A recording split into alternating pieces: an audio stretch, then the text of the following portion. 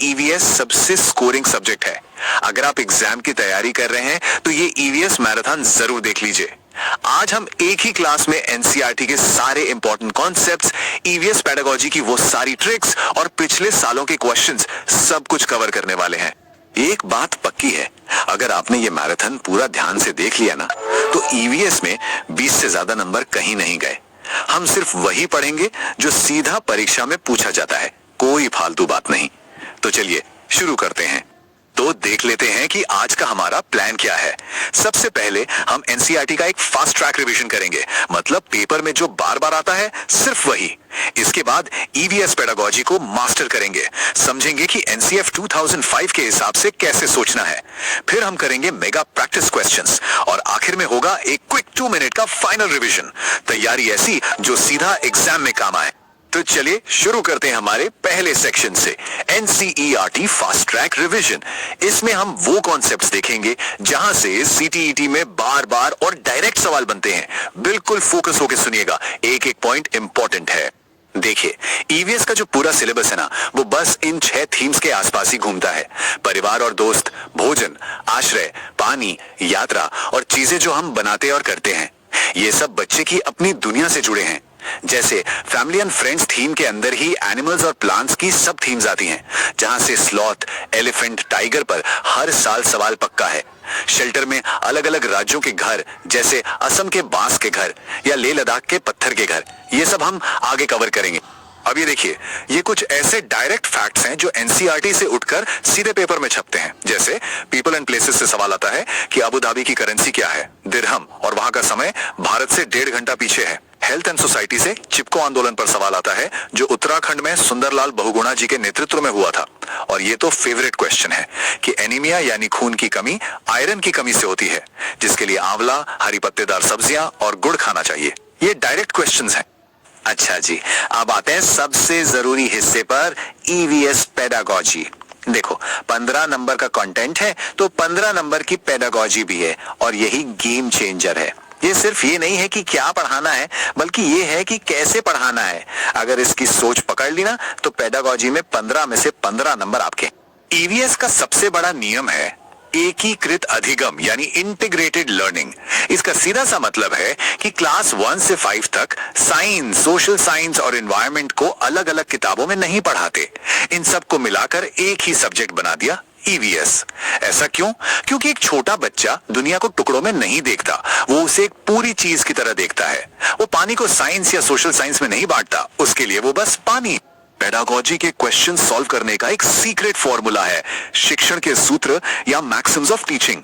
ये वो सुनहरे नियम है, वो चाबी है जिससे पेडागोजी का हर ताला खुल जाएगा। ये आपको सिखाते हैं कि एक टीचर की तरह सोचना कैसे है। 3 सबसे इंपॉर्टेंट सूत्र हैं। पहला, ज्ञात से अज्ञात, मतलब जो बच्चा पहले से जानता है उससे जोड़कर कुछ नया सिखाओ। जैसे प्लांट्स पढ़ाने से पहले उसके घर के गमले वाले पौधे से बात शुरू करो। दूसरा, स्थूल से सूक्ष्म, मतलब पहले बच्चे को हाथ में असली पत्ती दो, फिर उसके अंदर के क्लोरोफिल जैसे एब्स्ट्रैक्ट कॉन्सेप्ट को समझाओ। और तीसरा, सरल से जटिल, पहले आसान चीजें बताओ, फिर फूड वेब जैसे कॉम्प्लेक्स टॉपिक पर जाओ।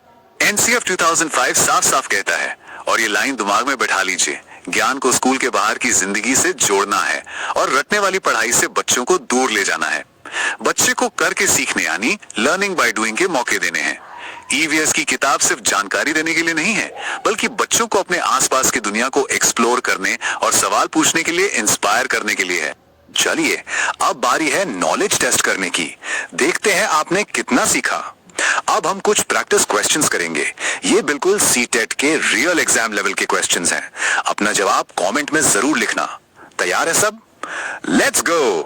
पहला सवाल, ईवीएस क्लास में करके सीखने को कौन सी एक्टिविटी सबसे ज्यादा प्रमोट करती है?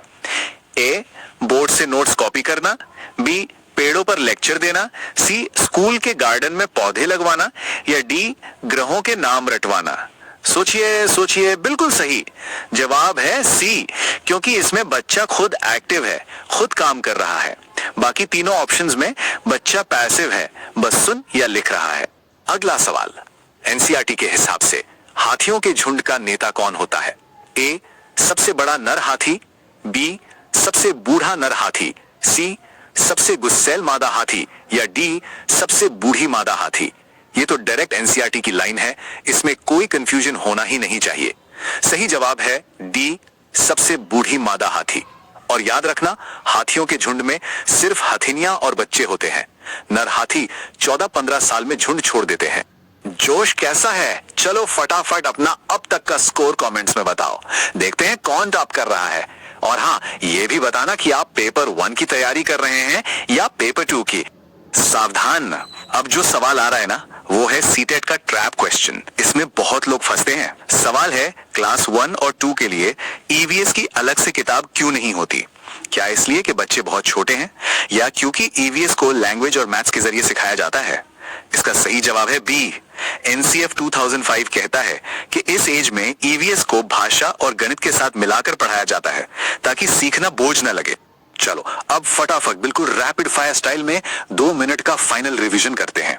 ये वो पॉइंट्स हैं जिन्हें एग्जाम में जाने से ठीक पहले आपको याद रखना ही रखना है, तो पूरा ध्यान यहां मेरे साथ रिपीट कीजिए।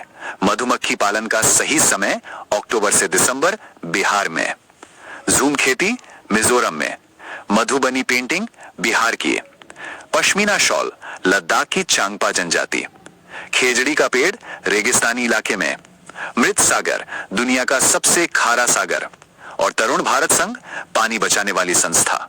ये पॉइंट्स तो रट लीजिए। और पेडागोजी के लिए बस ये 3 बातें गांठ बांध लो।